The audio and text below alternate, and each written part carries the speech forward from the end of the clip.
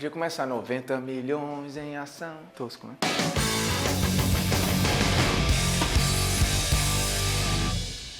Chegou a hora de falar do futebol arte. Fala moçada, beleza? Polêmicas vazias na área. Há muito tempo as pessoas pedem uma comparação entre as seleções brasileiras. E aproveitando a moda que tá todo mundo elegendo seleção, por que não ir mais atrás e falar da seleção brasileira? Tem a melhor de todos os tempos, mas não é pegar jogadores de cada época e eleger uma. É pegar uma e dizer, esse foi o melhor time que tivemos em todos os tempos. Para começar, a gente precisa de critérios. Portanto, a prioridade são as seleções que venceram. E aí ficam 5. 1958, 1962, 1970, 94 e 2002. Mas entra uma menção honrosa, que até hoje é sinônimo de futebol bonito, ofensivo, plástico. Por mais que hoje seja o dia de desconstruir alguns mitos. De qualquer forma, entra na disputa a seleção de 82. Portanto, na história da seleção brasileira, nos resumimos a 6 times. A gente precisa, óbvio, começar a tirar os concorrentes. E aí, claro, 1994 sai da disputa. Um time pragmático, mas muitas vezes injustiçado. Era um time com meio-campo extremamente pragmático, eficiente e que jogava em função de 2 atacantes espetaculares, Bebeto e Romário. Mas essa seleção, por mais histórica que seja e tenha nos tirado de uma fila, não é uma das melhores que tivemos em todos os tempos. Tchau, 94. A outra que a gente tira, a seleção de 1962. Mas como assim? Tinha muita gente que achava 62 melhor que 58. Sim, mas há um detalhe que faz toda a diferença. A seleção de 62 tinha a base da seleção de 1958. Para muitos, inclusive, era uma seleção melhor. Por quê? Porque tinha um miolo de zaga superior ao miolo de zaga da seleção de 58. 62 tinha Mauro e Zósimo, que para muitos os historiadores e os analistas eram zagueiros melhores que Bellini e Orlando. Mas tem um problema nesse time. O time de 62 tinha algumas peças já envelhecidas. E aí coloque na conta, por exemplo, o Nilton Santos. Todos elevando muito a média de idade da equipe, que jogou o Mundial com quase 27 anos de média. Uma média, para a época, bem alta. Aquela seleção tinha e experimentou o auge do Garrincha, que foi o melhor jogador da Copa,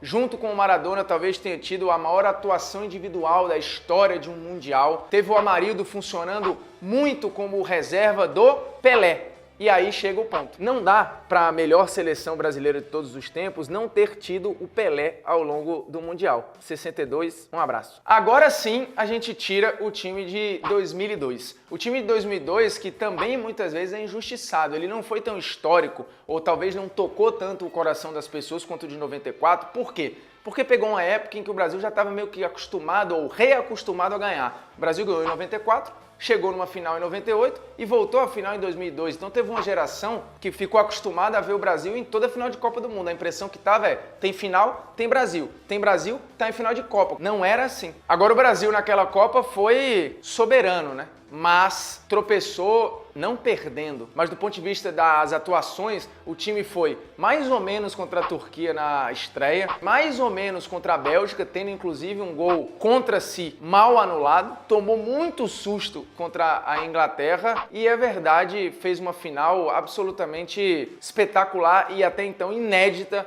contra a Alemanha. Mas o 2-0 dá a impressão que foi um jogo tranquilo. Não foi. Isso sem contar que o Brasil ganhou da Turquia por 1-0 na semifinal com gol de bico. Então, ó, tchau 2002. Infelizmente, tiramos aqui a seleção de 1982. Sim, 82 que encantou o mundo, que fez com que, dali pra frente, o brasileiro discutisse, será que vale tanto a pena jogar bem ou é melhor a gente ir em busca de resultados? O jogo brasileiro deixou de ser menos plástico e passou a ser mais burocrático. E muita gente atribui a decepção daquela derrota. E o argumento mais simples para a gente tirar seria, aquela seleção não ganhou, só que a gente seria injusto e muito raso na análise. Primeiro que 82 tinha como camisa 9 o Serginho Chulapa. E fica muito difícil imaginar a melhor seleção brasileira de todos os tempos tendo o Chulapa como o atacante titular. E tem um outro ponto que tem a ver com os pontas.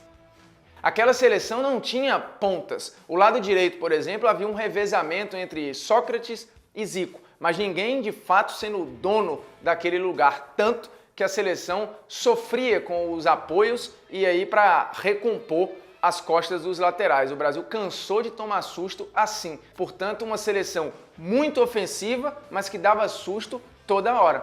O jogo contra a Argentina, o 3-1, de fato foi a melhor exibição daquela seleção. Um jogo em que o Brasil conseguiu anular e irritar o Maradona e ganhar com soberania. Mas controle foi o que aquela seleção não teve contra a Itália. O mito diz que perdemos para uma seleção pior. Não foi assim. O Brasil perdeu para uma Itália que de fato não vinha brilhando, mas uma Itália que foi muito efetiva no jogo contra o Brasil. Uma Itália que precisava ganhar, o Brasil só bastava empatar e o Brasil não conseguiu segurar a vantagem nem em 10 minutos. E naquele jogo foi mais um que o Brasil saiu atrás. Isso sem contar os vários erros que o Brasil cometeu. Erros de marcação, posicionamento e erro de passe, que gerou inclusive gol da Itália. Portanto, a seleção de 82 de fato teve momentos brilhantes, mas não dá para concorrer como a melhor de todos os tempos. Então é isso, ficamos aqui com 58 e 70.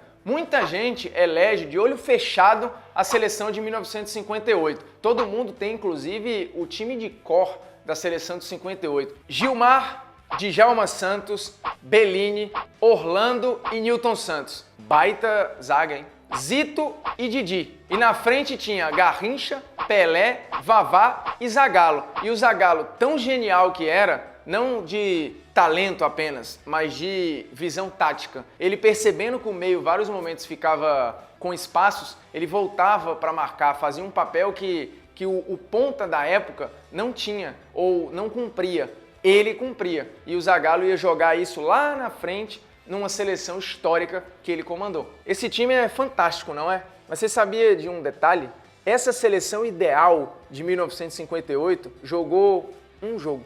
Não é justo que ela seja a melhor de todos os tempos. E lembrando que aquela seleção começou tendo Pelé, Garrincha, Vavá, Djalma Santos e Zito no banco de reservas. Portanto, a seleção ideal começou com praticamente metade do time no banco de reservas. Aquele time, por sinal, mudou em todas as partidas. Todas. Da primeira até a última partida daquele Mundial, em todas o time começou com escalações diferentes. Isso sem contar que a seleção de 58 ainda não tinha as melhores versões de Pelé e de Garrincha. O Garrincha foi ter a sua melhor versão em 62 e o Pelé mais pra frente. O Pelé, que por sinal está envolvido em outra lenda, ele não era reserva daquela seleção, ele começou no banco porque estava machucado. Por tudo isso, a seleção de 58 é espetacular, mas não é a nossa melhor. A melhor é a seleção de 70. Uma seleção que passou o carro por cima dos seus adversários, não teve tropeços e não teve asteriscos. A seleção de 70 viu, para começo de conversa, o que já a colocaria à frente das outras, a melhor versão do Pelé. O Pelé chegou na Copa de 70 com 29 anos, pronto para fazer o seu último e mais brilhante Mundial, rodeado por jogadores como Gerson, Jairzinho, Tostão e Rivelino, todos camisas 10 dos seus respectivos clubes, mas óbvio, o 10 principal era o Pelé. Aquela seleção que ainda tinha, e a escalação tá aqui, ó, Félix, Carlos Alberto, Brito, Piazza e Everaldo, Clodoaldo e Gerson, Rivelino, Jairzinho, Tostão e Pelé. Lembrando que o Jairzinho fez gol em todos os jogos daquela Copa do Mundo. Aquele time tinha quase tudo: controle do jogo, velocidade, transição, genialidade e preparo físico. O Brasil se preparou muito para aquela Copa do Mundo, foi antes inclusive de começar o Mundial, bem antes, para se acostumar com a altitude e voava nos segundos tempos. Engoliu os seus adversários em todas as segundas etapas. E outro detalhe, a gente está falando de time ideal, aquele time ideal dos 11 titulares, 8 jogaram todos os jogos. Tivemos ao longo do campeonato pequenas mudanças em pequenos trechos, até porque o futebol estava mudando, inclusive na regra. E mesmo os cornetados, como por exemplo o Clodoaldo, eles tinham muita qualidade. O Clodoaldo era um volante de boa saída, fazia transições que hoje a gente vê de forma comum, não era um perna de pau e fez um Mundial espetacular. O Everaldo não comprometeu, assim como o Félix, que para muitos não deveria ter sido o goleiro, era para ser o Leão, que pré-Copa do Mundo em alguns momentos foi o titular. O Leão só viria a jogar com a camisa 1 de fato na Copa do Mundo em 74. Mas é isso, um time que teve praticamente tudo de bom. Só vitórias. É verdade que o time tomou alguns sustos, tomou gols, mas soube se reinventar dentro do próprio jogo. O Brasil pegou, por exemplo, uma seleção peruana que foi a mais forte do Peru em uma Copa do Mundo. Pegou uma fortíssima seleção inglesa, que era a atual campeã do mundo, além de ter decidido contra a tradicionalíssima Itália. Portanto, a seleção de 70 é a melhor seleção brasileira de todos os tempos. E chegou a hora do opiniões que a pessoa não tem o direito de ter. A pessoa é você.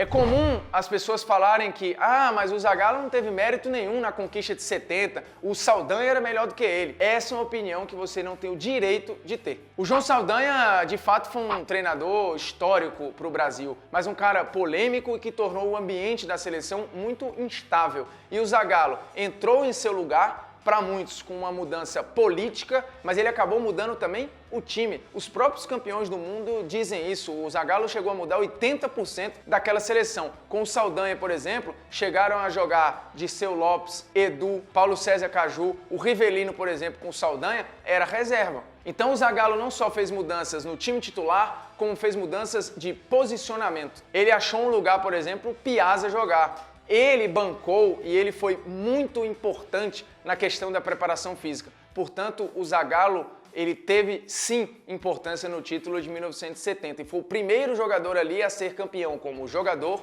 e como treinador. Depois isso seria repetido em 90 pelo Beckenbauer. Lembrando, Polêmicas Vazias, toda sexta-feira, 11 da manhã, no YouTube do Esporte Interativo. Se você já é inscrito, ótimo. Se não é, inscreva-se, dê aquele seu sininho maroto, compartilhe, comente, mostre pro seu pai, mostre pro seu avô, será que ele concorda? E aí, óbvio, bote lá embaixo e dê aquele like esperto, maroto, serelepe. Lembrando que semana que vem o Polêmicas Vazias vai de quê mesmo? Time grande ou time rico? Ou todo time rico é time grande?